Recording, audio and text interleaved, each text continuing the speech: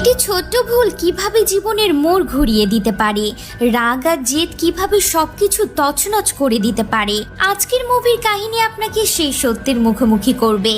এই ছেলেটি রাগের বশে তার বউকে তালাক দিয়ে দেয়, কিন্তু কিছুদিন পর ছেলেটি তার নিজের ভুল বুঝতে পারে এবং তার বউকে বাড়িতে ফিরিয়ে আনার সিদ্ধান্ত নেয়। কিন্তু বউকে আনতে গিয়ে সে যা জানতে পারে তাতে তার পায়ের নিচ থেকে মাটি সরে যায়। তার বউকে নিয়ে সংসার করার জন্য প্রথমে তাকে অন্য কোনো ছেলের সাথে তার বউয়ের বিয়ে দিতে হবে। মুভির কাহিনীতে এমনই কিছু মেসেজ দেয়া রয়েছে যা আপনার জীবনকে একেবারে পাল্টে দেবে। মহারাষ্ট্রের ছোট্ট একটা গ্রাম। এই গ্রামে আমরা দেখতে পাই কুদ্দুস নামের একটা ছেলে তার বউ হালিমার কাছে এসেছে। বউ বললে ভুল হবে, কেননা সে 2 বছর আগে তাকে তালাক দিয়েছে। 2 বছর আগে তালাক দিলেও এখন সে তার তালাক দেয়া বউকে আবারও বিয়ে করতে চায়, আর তাকে ফিরিয়ে নিয়ে যাওয়ার জন্যই তার বাড়িতে এসেছে মুরব্বীদের সাথে কথাবার্তা বলতে। এখন আপনারা হয়তো ভাবছেন কি এমন হয়েছিল যে কুদ্দুস তার বউকে তালাক দিয়েছিল, আর এখনই বা কি হয়েছে যে সে বউকে আবার নিতে যাচ্ছে। তাহলে চলুন সেই বিষয়টা জেনে আসি।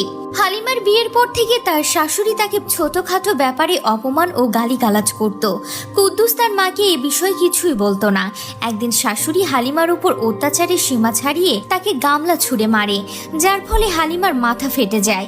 এমন পরিস্থিতিতে কুদ্দুস বউকে সাহায্য না করে রাগান্বিত হয়ে কুদ্দুস হালিমাকে তালাক দিয়ে দেয়।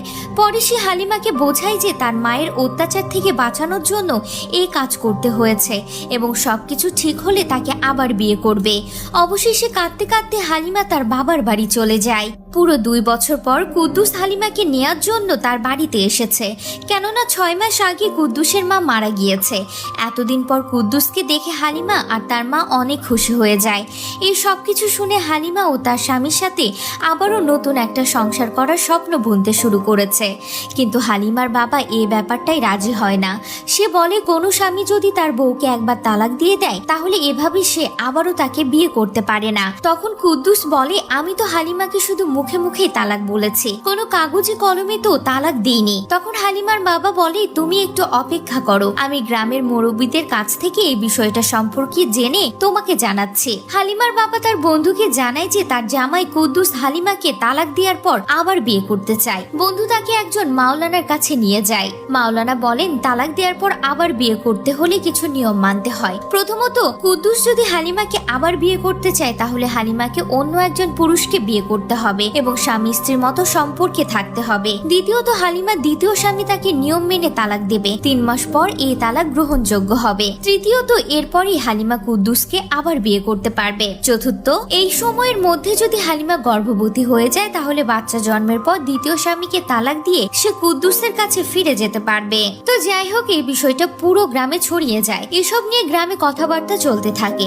সবার মনে বিভিন্ন রকম প্রশ্ন জাগে। কেউ বলে, কুদ্দুস কি হালিমাকে বিয়ে করতে পারবে? হালিমা কি পারবে আবার আরেক জায়গায় বিয়ে করতে? হালিমার বিয়ের ব্যাপারে গ্রামের বড়রা তার বাড়িতে আলোচনা করতে আসে। কুদ্দুসকেও ডেকে আনা হয়। কুদ্দুস যখন শুনলো হালিমার আবার বিয়ে হবে সে খুব মন খারাপ করে, কারণ সে হালিমাকে ভালোবাসে। গ্রামের লোকজন তাকে বলে যে সে যদি হালিমাকে ফিরে পেতে চায় তাহলে তাকে অন্য কারোর সাথে বিয়ে দিতেই হবে। হালিমার বাবার আবার বিয়ে দেওয়ার সামর্থ্য নেই বলে জানালে গ্রামের লোকেরা তাকে সাহায্য করার কথা বলে। কুদ্দুস হালিমাকে তাদের নিয়ম অনুসারে অন্য একজনকে বিয়ে করে 3 মাস পর আবার তার কাছে ফিরে আসার প্রস্তাব দেয়। হালিমা কোনো নিয়ম বুঝতে না চাইলেও কুদ্দুসের সাথে সুখী জীবনের আশায় রাজি হয়, কিন্তু সমস্যা দেখা দেয় হালিমাকে কে বিয়ে করবে এই নিয়ে। কুদ্দুস চিন্তিত ছিল যে কেউ রাজি হবে কিনা এবং 3 মাস পর সেই ব্যক্তি যদি হালিমাকে তালাক না দেয় তাহলে তো তার জীবন নষ্ট হয়ে যাবে। কিন্তু তার বন্ধু তাকে সান্ত্বনা দেয় যে এমন কিছু হবে না। এদিকে গ্রামের সব গণ্যমান্য ব্যক্তিরা হালিমার বাড়িতে গিয়ে হালিমার বাবাকে ছেলে পাওয়া গিয়েছে কিনা সে সম্পর্কে জিজ্ঞাসা করেন। তখন হালিমার বাবা বলেন, এখন পর্যন্ত সেরকম কোনো ছেলে পাওয়া যায়নি। তখন একজন প্রস্তাব দেন যে হালিমাকে 3 মাসের জন্য মাওলানার সাথে বিয়ে দেওয়া হোক।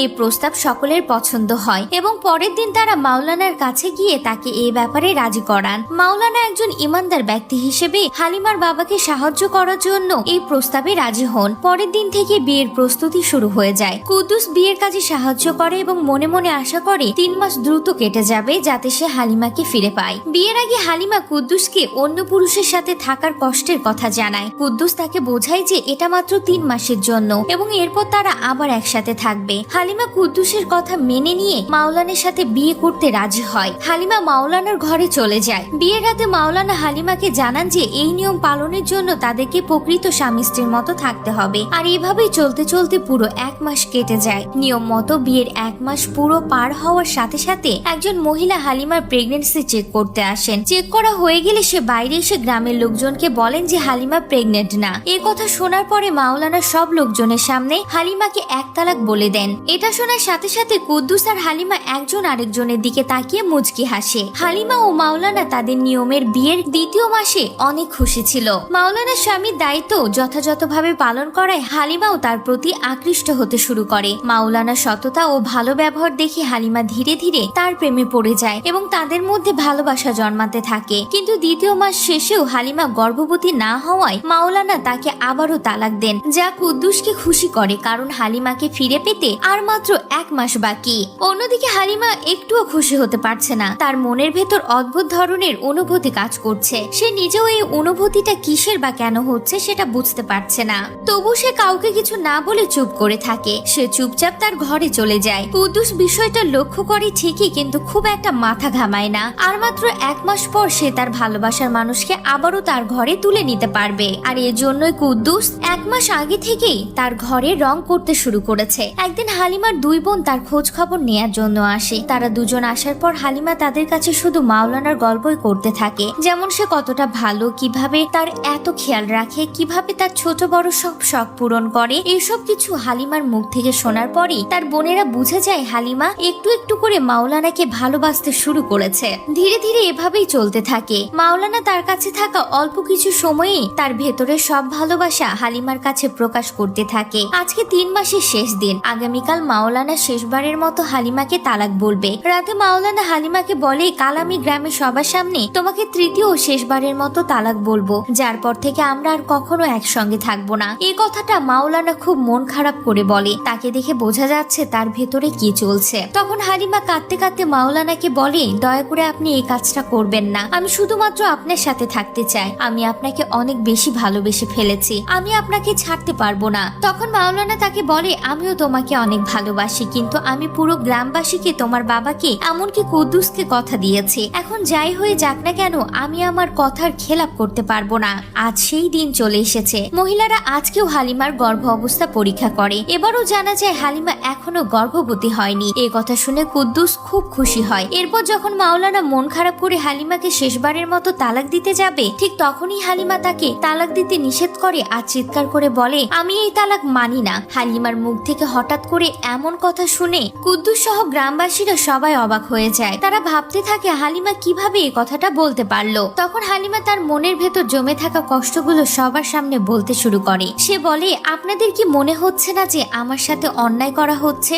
যখন আমাকে প্রথমবার বিয়ে দেয়া হয় তখন কি কেউ একবার আমার কাছে এসে জিজ্ঞাসা করেছিল যে এই বিয়েতে আমার মত আছে কিনা? তবুও আমি ওই বিয়েটা মেনে নিয়েছিলাম। কুদ্দুসকে মন থেকে স্বামী হিসেবে মেনে নিয়েছিলাম, কিন্তু সে তার মায়ের ভয়ে আমাকে তালাক দিয়েছিল। সে আমাকে তালাক দেওয়ার আগে একবারও জিজ্ঞাসা বা আমাকে জানানোর প্রয়োজন বোধ করেনি। এরপর আবার আমাকে বিয়ে দেয়া হয়। শুধুমাত্র আপনাদের জন্য আমি বিয়েটা করতে রাজি হয়েছি, কিন্তু দেখুন আবার আমার কাছে না জিজ্ঞাসা করে এই বিয়ে থেকে আমাকে বের করে আনা হচ্ছে। এটা আপনাদের কেমন ধরনের বিচার? এরপর সে আবার বলতে থাকে, প্রথম যখন কুদ্দুস আমাকে নিতে এসেছিল তখন যদি আপনারা আমাকে তার সঙ্গে যেতে দিতেন তাহলে সেখানেই বিষয়টা শেষ হয়ে যেত, কিন্তু আপনারা সেটা না করে আমার সাথে মাওলানার বিয়ে দিয়েছেন। আজ যখন আমি তাকে ভালোবেসে ফেলেছি ঠিক তখনই আপনারা আমাকে তাকে ছেড়ে দিতে বলছেন। যদি ভুল হয়ে থাকে তাহলে সেটা কুদ্দুস করেছে। সে একটা ঝটকায় তালাক বলে দিয়ে সম্পর্ক শেষ করে ফেলেছে। সে তার মায়ের মুখের উপর কথা বলতে পারেনি, আর সে আমার জীবনটা তছনছ করে দিয়েছে।